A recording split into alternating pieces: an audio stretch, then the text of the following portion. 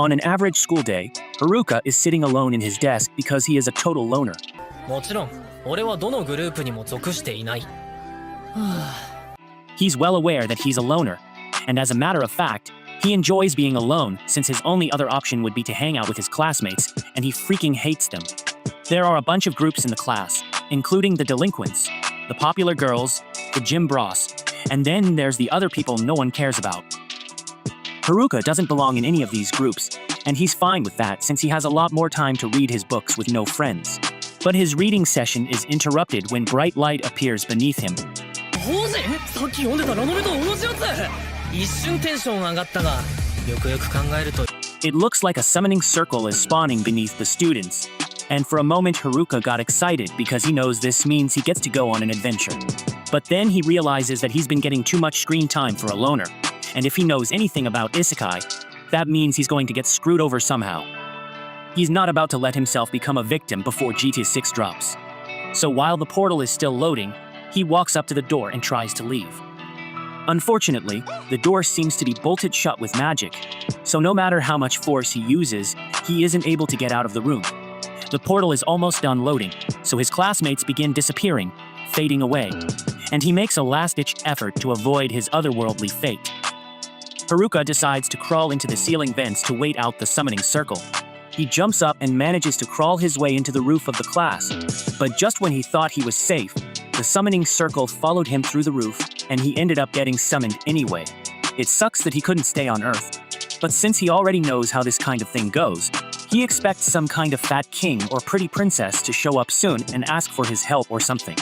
However, that's not what happens as Haruka sees a bald old man frantically waving his arms around and panicking at the sight of Haruka. Apparently, the old man is God, and he was the one in charge of the summoning, and has already sent all of Haruka's classmates off to the other world. But because Haruka came up with the idea to hide in the ceiling while he still ended up getting summoned, his summoning was delayed. So God needs to send him to the other world quickly before he gets in trouble for this mess. He tells Haruka that he will get abilities to help him in the other world, but since he's late, all the good abilities have already been chosen.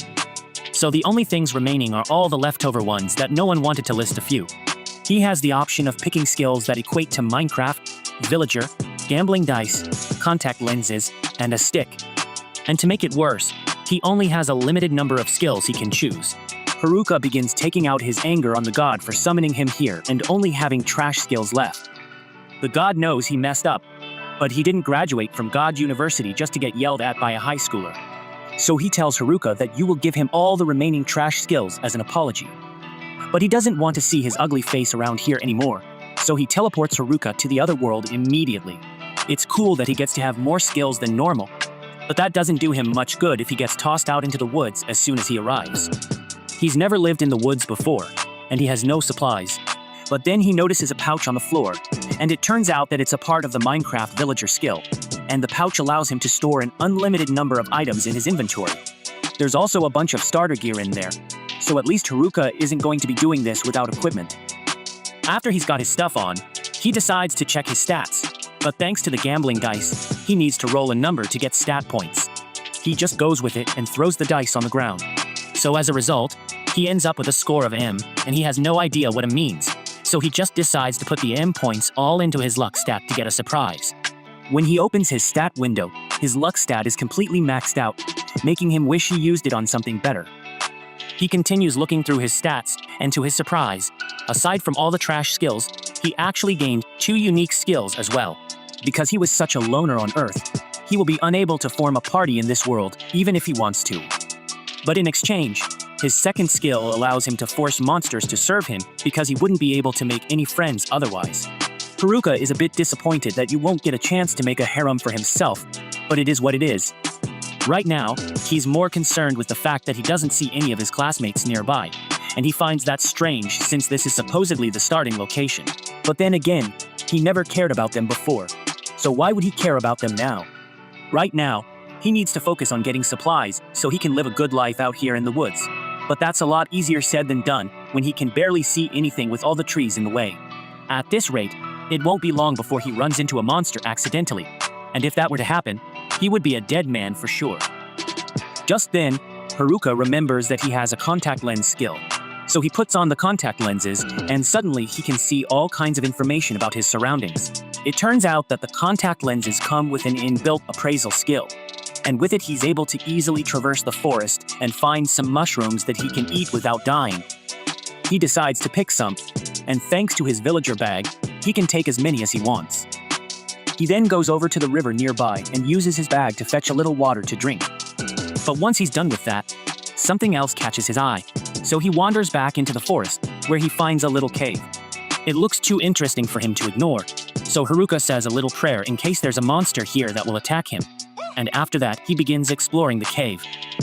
Luckily, it looks like there aren't any monsters here, and this place is quite spacious, so he decides to make this his base of operations. He pulls out a tent and a magic lantern from his bag to set up camp, after which he then proceeds to light a small fire with his temperature control magic so he can stay warm for the night. Coincidentally, using his temperature magic once allowed him to unlock a new fire, and being wary of monsters made him acquire several detection skills as well. But Haruka's only attack skill is a stick, so he still needs to figure out a way to defend himself. The next morning, Haruka wakes up with a jolt and nervously leaves his tent into his relief. It looks like there weren't any monster attacks overnight. He is safe, all thanks to the anti-monster properties of his useless skill items. But even if he is safe from harm, it doesn't mean he's safe from her hunger. So he busts out a frying pan and cooks up some of the mushrooms he gathered yesterday. And if you're wondering where he got the frying pan, it was just sitting there in his villager bag, along with a full set of kitchen knives and some beef jerky. So far, that bag has been the most useful thing in Haruka's arsenal, so he wonders what kind of villager stocked it up before he got it. Any case, now that he has eaten, he needs to figure out what he's going to do from now on. So he heads outside and takes a little walk to think.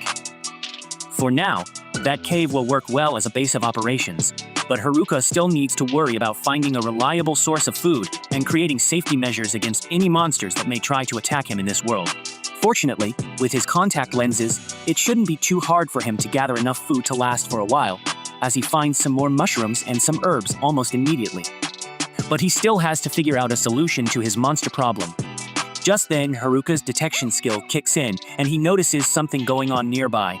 So he decides to go check it out and is horrified once he realizes that the noise was caused by goblins.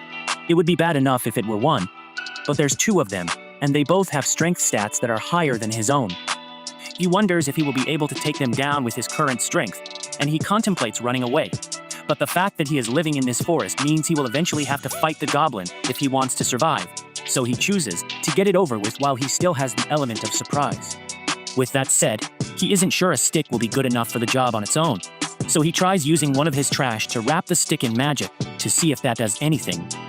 It works out better than he thought, so he lunges out of the bushes and strikes at one of the goblins after smacking it on the head. The goblin is dazed and confused, but Haruka doesn't stop there and proceeds to beat the daylights out of it until it finally dies. That's one down, but Haruka still has to deal with the other one, so as it charges at him, he dodges out of the way of its attack. Now that he's gotten a feel for it, Haruka realizes that the goblin's attacks are actually really easy to predict, so he effortlessly evades it and then proceeds to smack it around before hitting it with a wave of magic. Having just won his first fight against goblins, Haruka thinks that's enough work for the day and decides to head back to the cave so he can rest a little.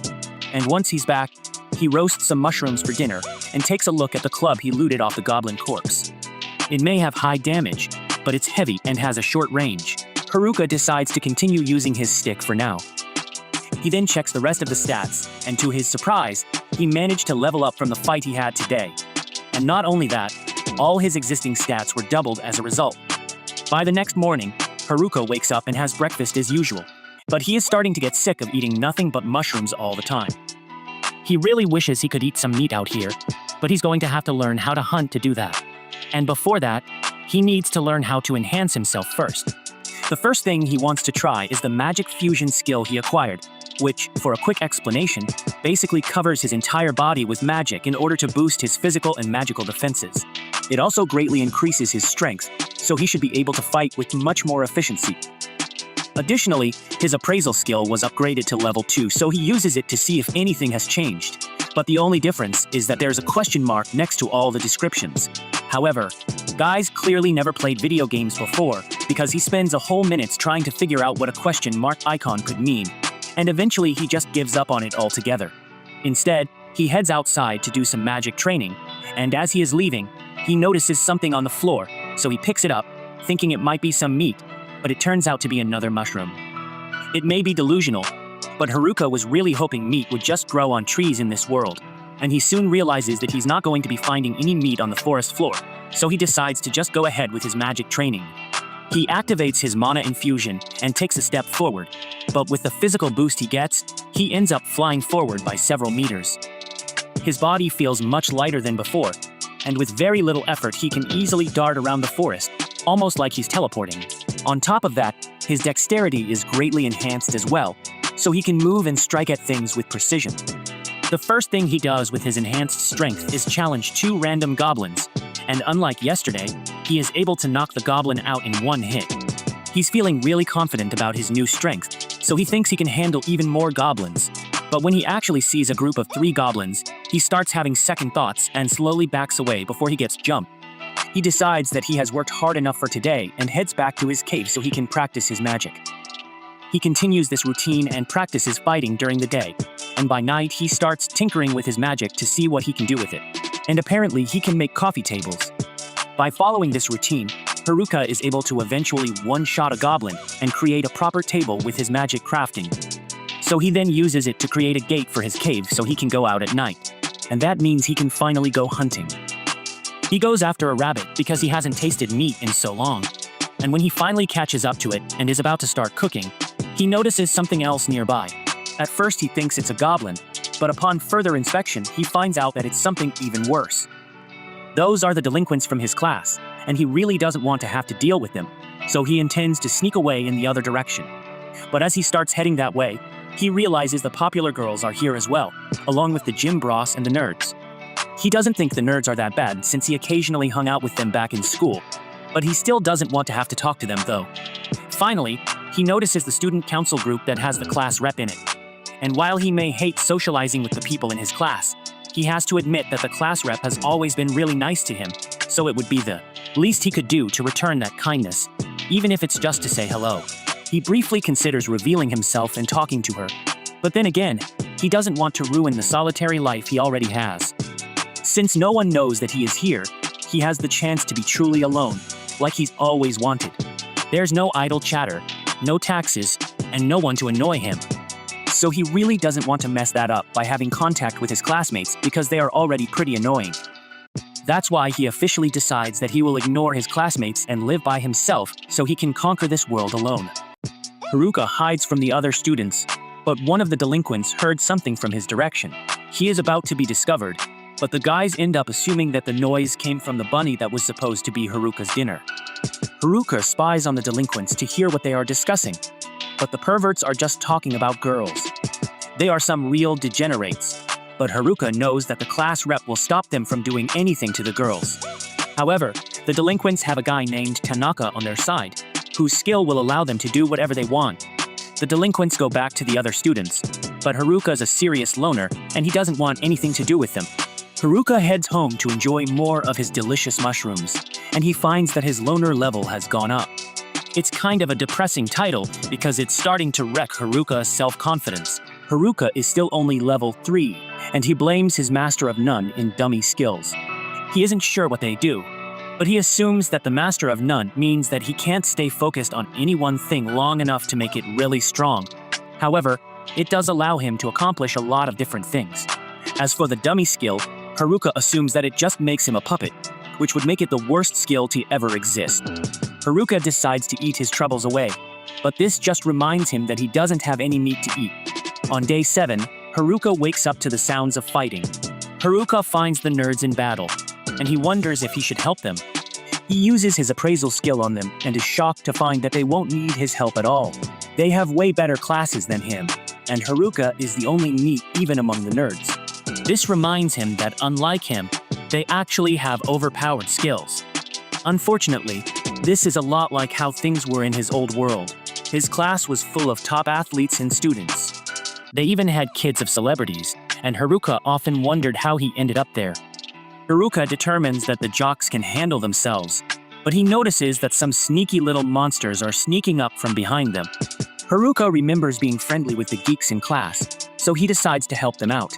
The nerds thank him, so Haruka shows them his sweet-looking cave, and they marvel at how fancy it is. Haruka explains that he just learned how to use earth magic, and he used it to make his cave really secure. They wonder if Haruka did all this alone, so Haruka points out that he's always alone. Haruka wonders why the nerds aren't with the other students, and he is shocked when they reveal that they are on the run. It all started when everyone was transported before Haruka. Everyone was in shambles because they didn't know anything about being isekai, but the nerds were well versed on this subject. They were already assigning points to their skills, so the jocks demanded information from them. Everyone else was falling apart, but the class rep knew that they needed to keep quiet in the woods. It was too late, however, as they were already found by a group of goblins. Haruka is shocked to hear that even the delinquents were trembling in fear, but this was the perfect time for the nerds to shine. They acted like they were the protagonist of their own anime, and they began taking out the goblins. The jocks were inspired by all the nerdy bravery going on, so they helped out and the monsters were defeated. The class rep quickly gathered herself and led everyone to a safe riverside clearing. The nerds took the opportunity to shine even more as they helped everyone set up camp. Thanks to their lifelong dedication to avoid touching grass, they became experts in all things isekai, including survival. The class rep organized everyone and put them to work. Soon enough, everyone came together and began working as one. This didn't last long, however, as the popular girls decided that they didn't want to work anymore. The class rep tried to explain that their best chance of surviving is by sticking together, but the group started to fall apart. They were all tired of working so hard, so they just left all the responsibilities to the geeks. The class eventually fell apart completely, and there was nothing the class rep could do. From then on, only the class rep, the nerds, and a couple of other students did any work. The other students were just so lazy, so the nerds began to resent them. They were even in charge of doing all the fighting. The nerds were super dependable though, as they just wanted to get stronger and level up. This was because they saw what skills the delinquents picked. Some of the skills they chose were charm and puppeteer, two abilities that grant control over other people. The nerds knew that the delinquents had bad intentions, so they were leveling up to stand against them. The delinquents were working hard to level up as well because they needed to in order to use the skills. The nerds kept a very close eye on the delinquents, and they eventually heard what they planned to make some of the girls do. The nerds told the class rep, so she decided that she would have to level up as well. Unfortunately, the delinquents reached the level requirements for their skills soon after. The class rep just so happened to run into them at the worst moment, but seconds later, the delinquents were on the ground. The nerds were prepared for this very moment, and they used their seal abilities to seal the charm and puppeteer skills of the delinquents. They exposed the forced harem plans of the delinquents, so the delinquents ran out of the camp. However, one night, the delinquents made the return, and they got the revenge by using weapons. They destroyed the camp and declared that they would be back later to cause more chaos. For some odd reason, the nerds ended up receiving all the blame for what happened. The popular girls that they kept from becoming puppets ended up being the ones to turn on them first, and the other students followed. The class rep and a few other students took the nerds' side, but it was too much to deal with, and the nerds decided to just leave. Haruka feels really bad for them, so he throws a mushroom party for them.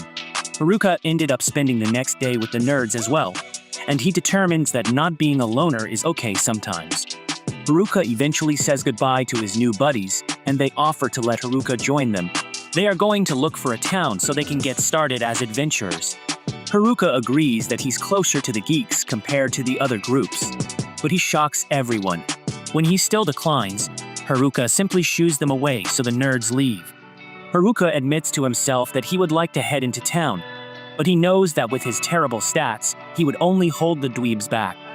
The nerds seem pretty worried about the class rep, so Haruka decides to go check on the other students.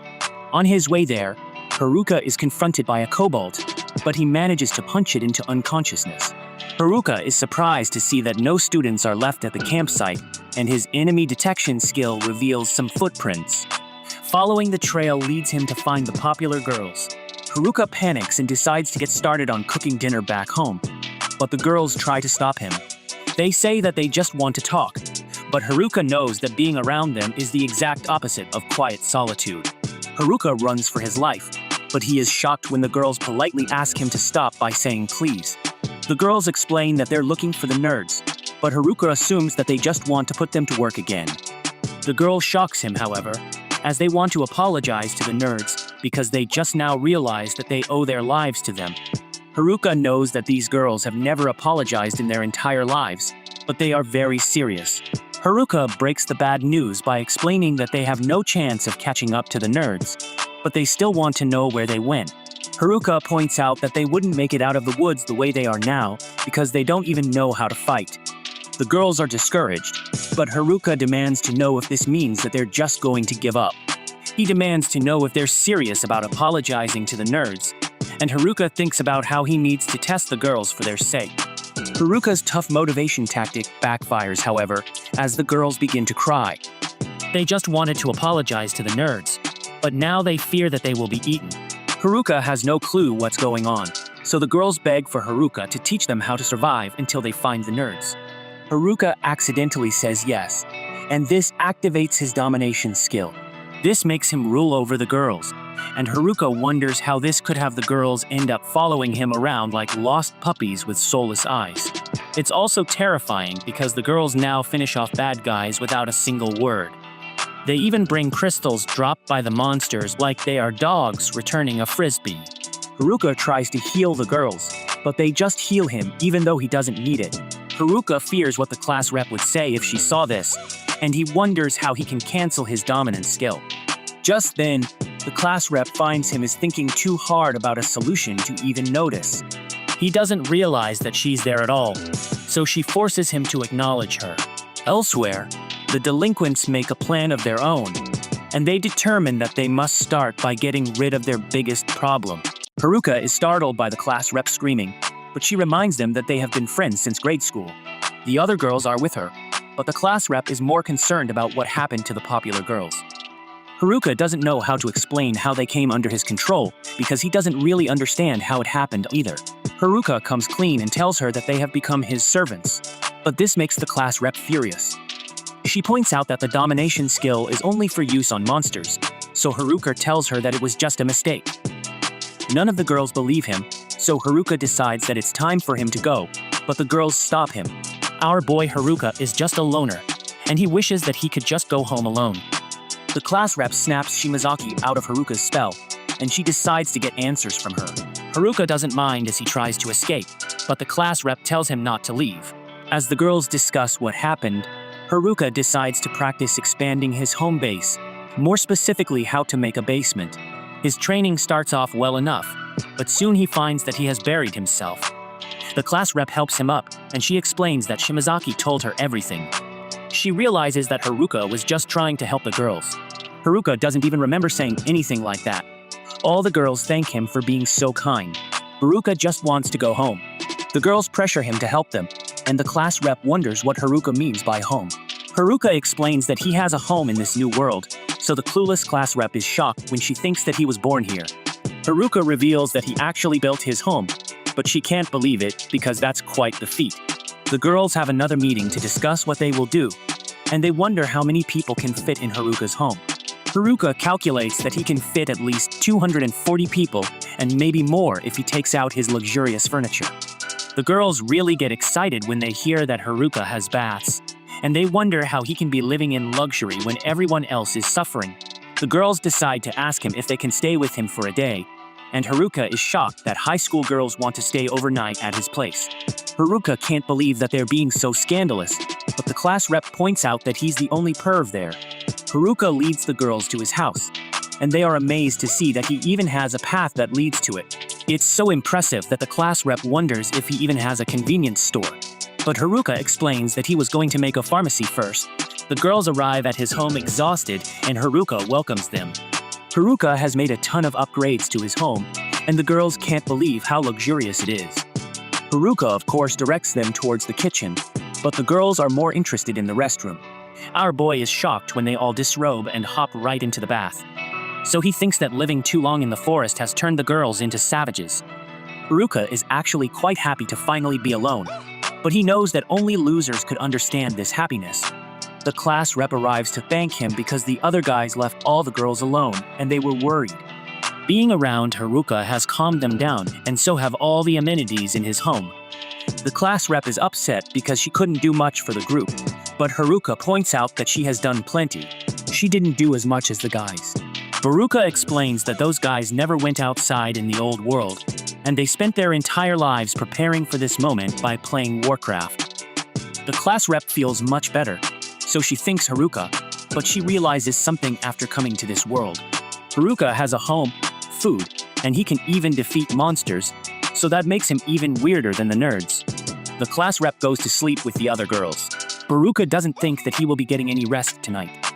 The next morning, Haruka is woken up by a girl who tells him that breakfast is ready, but he just wants to sleep for a while longer. She asks Haruka to get up for her, but he doesn't think that's something she should be saying in this position. Haruka is stunned to learn that she has made fish for breakfast, and he almost knocks her unconscious. Haruka takes one bite out of the delicious fish, and he cries because it's been so long since he has had anything so good.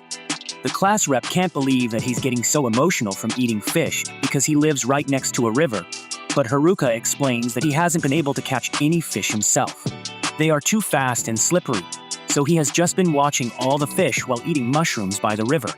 One girl shows him how she uses lightning magic to stun a bunch of fish in the water all at once, and Haruka asks her to show him again. The girl prepares the attack again, but this time Haruka wraps the lightning magic with his packing skill. This allows Haruka to move the magic, and he uses it to stun and capture some fish. Haruka celebrates, as he has also learned the lightning magic skill. He isn't really sure about how he was able to do it, but he explains to the girls that by using his packing skill on magic, he can get whatever elemental magic it is. This seems pretty overpowered to the class rep, so Haruka determines that even the worst skills have some use. It's pretty incredible to the class rep, but Haruka reveals that he just got stuck with all the worst leftover skills. The girls are planning to find a nearby town, but they want to level up first. Haruka agrees that they need to earn some levels if they want to continue hunting the nerds. But the gossip girls point out that they just want to thank them. Haruka agrees to help the girls level up, so he has them all tell them what level they are. He is shocked, however, when the girls are all over level 16, while he's still just level 7. Haruka tells the girls that their training will start with fighting some kobolds that just happen to appear. It's a group of easy level 3 monsters, so the girls are confident that they can take them out. Unfortunately, the girls are the ones that just end up getting knocked out afterwards. Haruka is happy that his magic tent is able to expand, but the girls have taken advantage of this by gathering there to have a review of their battle. The girls leave, but the purple-headed girl from earlier stays behind. She apologizes for her behavior in the morning and reveals that she was just testing Haruka. The other boys tried attacking her before, so she wanted to see if Haruka was the same as them. Haruka is totally different from them though, as he gave the girls a place to stay, food to eat, and even taught them how to fight. She plans to wake him up for breakfast the next morning as well, and Haruka says goodbye to the fish girl. The next morning, Haruka enjoys his breakfast, and he overhears some of the girls planning to fight the kobold again. The class rep arrives to tell them that they aren't ready, and they need more training. After training against some goblins, the girls feel like they are ready for their rematch. Haruka is worried about them, and his worries are proven correct, as some of the girls are already out and sleeping. Some of them are even faking like they are sick. So he determines that the class rep training isn't very good, and hope is restored as a few of the girls team up to defeat the kobold. The girls celebrate and tell the kobolds that they won't be losing to them anymore. Haruka is more relieved than ever because this means that he will be able to go back to his loner life. And he is shocked when the class rep is happy because they can all go together with Haruka to the town. Moments later, the girls prepare for their journey, and Haruka has the purple-haired girl fill her bag as much as possible. The class rep says that they are going overboard, so Haruka decides that he will just have to leave purple hair behind. The girls begin their journey. Haruka tells the class rep that there is no telling what might happen. He is optimistic and declares that they just need to keep their wits about them. Elsewhere in the forest, another student runs for his life. Eventually, he trips over the tiniest pebble ever, and he is found by the person he was running from. He says that he doesn't have the skills that the person is looking for, and he begs for his life. the mysterious person doesn't listen to his pleas and just strangles him until he's no longer alive. Back in the forest, Haruka continues his journey out of the woods to escort the girls to the nearest civilization. But on their way, they encounter a massive level 11 orc. Haruka tells the girls to stand back and watch how he fights so they can learn as well. With that, he charges forward with his tiny baby stick while the orc swings its massive club down to smash him. But to its surprise, Haruka suddenly vanishes from right in front of him. In reality, Haruka is hiding behind a tree and laughing at how slow the orc is. He remembers the nerds telling him that orcs have high resistance to physical attacks and can only be defeated by using magic. Haruka scrolls through his status screen to find good magic to use against the monster, and he notices that he has something called Grand Magic. Haruka notes that he learned the wind, water, and earth elements by using the packing magic in various ways, like vacuum cleaning and plowing the ground, and he becomes happy at how smart he is. Yes. Then the orc breaks the tree he's hiding behind and starts attacking him. Haruka jumps back and tries to dodge everything, and then gets behind the orc and strikes it with this tiny baby stick. However, to everyone's surprise, the orc takes a lot of damage and ends up hugging the ground with its last breath. Haruka thinks about how orcs are supposed to have high physical defense, and the girls look at him with a suspicious face as well. Haruka says that he will take the next one down using magic, just like the nerds told him to. The next time they come across an orc, Haruka creates a fireball in his hand and gently throws it at the monster's head. This makes it explode on the spot, and Haruka one-shots another monster. Haruka wonders what's happening, and the girls complain because there's no way they can learn anything when he keeps shooting monsters. Later that night, they all camp outside and enjoy some roasted mushrooms while Haruka creates a trap using earth magic for everyone's safety. He thinks about how his tent has monster repellent and is equipped to presence detection magic as well, so the girls should be safe for the night. He starts planning their route for the next day, so he uses his map skill, which evolved from his appraisal and contact lens skills. He looks at it and thinks that they should follow along the river, but then he suddenly detects someone's presence. He notices that there are some humans walking towards them, and he worries that they might be the delinquents. However, to his relief, it turns out to just be the dumb jocks. Meanwhile, the class rep notices Haruka talking to them and decides to eavesdrop on them.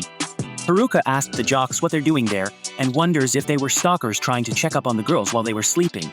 He asks them if they're also creeps while being muscleheads, but they cry out and say that they are not. One of them says that they're not there for the girls, they're there for him. Haruka teases them by asking if they like going to Diddy parties, but they say they don't swing that way. After that, Haruka asked them why they were hiding from the girls, and they replied that it's because they can't trust anyone anymore. They explain that there's a skill that's much more dangerous than the puppetry and mesmerizing skill. Haruka thinks that they must be talking about the hijack skill, which allows the user to steal other skills and abilities. The jock says that the delinquents didn't say anything about the hijack skill, so that must mean they don't have it. However, that means that someone else has it, so they must be cautious of everyone. After hearing this, Haruka says that they must be stupid because they didn't consider the possibility that he might have that skill. However, they start smiling and say that if that were the case, then they would be really happy because they know that he's not a bad guy. They then ask him if he actually has it or not, and Haruka tells them that he doesn't have hijack, but he has the dominance skill, which sounds even worse. They tell him that as long as he has all the weird skills, they won't have to worry because he will most likely just sit alone somewhere without harming anyone. After that, they say that they will keep an eye out for the delinquents in the forest, and they were just looking to warn Haruka about the hijack skills so he can stay safe. They then ask him to apologize to the girls on their behalf for not standing up to the delinquents earlier, and they walk away. Haruka sees them off by telling them to consult the goblins if they're in trouble next time because they're both idiots, so they will get along well for sure. The next morning, Haruka tells everyone to prepare their equipment, and then they walk to the forest to look for some herbs. Before they leave, the class rep tells them that she knows about his talk with the jocks last night, and she apologizes to him. Haruka realizes that it's about the hijack skill, and he says that he knows that she's the one who has it. The class rep says that she asked the nerds to keep it a secret, but Haruka says that it was pretty obvious, but the jocks are too dumb to realize that. He tells her not to worry about it because they all trust her with that skill. That's why the nerds didn't steal it from her like they did with the delinquents. This makes the class rep really happy, and she starts tearing up. Haruka points out that she's been crying a lot since coming to this world, but the class rep says that it's because of him. Haruka freaks out and says that it's a false accusation and runs away. However, when he leaves, the class rep tells herself that it's because he makes her so happy. After that, they continue their journey, and Haruka decides to sell some fresh fruit juice on the way to cheer everyone up. One girl says that she doesn't have any money, but would be interested in paying another way. However, the class rep scolds Haruka for being a pervert, and he stops selling the juices, which makes the other girls weep about not getting any. They continue walking through the forest until Haruka spots the river. He tells the class rep that it should be safe to camp out here for the night, and says that he will go on ahead to do some scouting. As he dashes away while running, he enhances his physical strength and uses weight magic to make himself lighter. He gets a good view of the forest from above, but then he realizes that he doesn't have a way to land safely, so he falls to the ground with his butt at 1 HP. Haruka then goes back to the camp and gets scolded by the class rep for being reckless. Haruka is a clever guy, so he tries to make up for it by saying that he picked up some fresh fruits to make more juice. The next day, they get back to treading their way out of the forest and encounter a bunch of new things. On their way, they find a lost girl from their group and enjoy some time playing in the river, and even get chased by a horde of orcs. However, in the end, they manage to get out of the forest and make everyone really excited. Haruka notes that his vision is covered by the hills in the area, and he notices a new airwalk skill in his status screen. He uses it to fly up to get a better view of their surroundings, and notices a party of NPCs from this world getting attacked by a pack of monsters. He gets down and tells the class rep everything. Being the good leader that she is, she freaks out and says that they should help them. However, Haruka warns that there's no guarantee that the NPCs are actually good people. There is no way to know if they will hurt them once they save them from the monsters. He suggests they continue walking forward, but the class rep says that she will fight back if they try to hurt her classmates. She really wants to save them, so she looks at Haruka with shaky eyes. Because of this, Haruka says that he will go there on his own. They are too far away and the others won't be able to make it, even if they run at full speed. Haruka then uses physical enhancement and wake magic again, and then he casts wind magic to yield himself into the air. He then continues flying towards the NPCs using his runway skill. However, he notices the class rep hanging from his cloak, and he asks her what she's doing. She says that she got caught up in the magic and tells them to look in front of him as they're about to crash. Unfortunately, Haruka says that he doesn't know how to apply brakes. They both crash down on the monsters near the NPC party and end up saving them in the process. Haruka gets up and the NPC's leader introduces himself as Ofter alongside his partner Gadit. They thank him for saving their butts and explain that merchants were being attacked by monsters on this route. Because of that, they decided to pick up the quest from the Adventurers Guild, hoping that they would be able to make some money. However, if the fight had continued, they wouldn't be alive right now. After that, they pack their stuff and Haruka waits for the other girls to catch up to them. While waiting, he cooks up some of his bush mushrooms and shares them with the NPCs. They thank him for it and reveal that the mushrooms are actually quite valuable. The mushrooms restore their strength, and Haruka becomes jealous of the old dudes in the party for getting the chance to go on adventures with such hotties. Jazz. Then the clash up comes back to her senses and stops Haruka from turning into a villain. The other girls eventually catch up, and they become really excited to see real-life elves. The NPC shows them the way to a town called Demui, and the girls start running towards it excitedly like some kindergartners.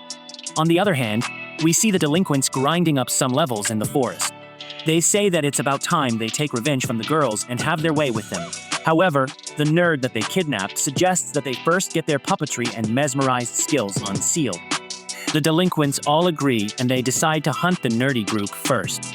At the same time, the jocks look at them from behind some trees and become worried about them making their move. I appreciate you viewing my anime recap, Unruly Family. Please let me know what you think about this anime recap by liking, sharing, and commenting. And please subscribe to the channel to help us reach 5,000 subscribers.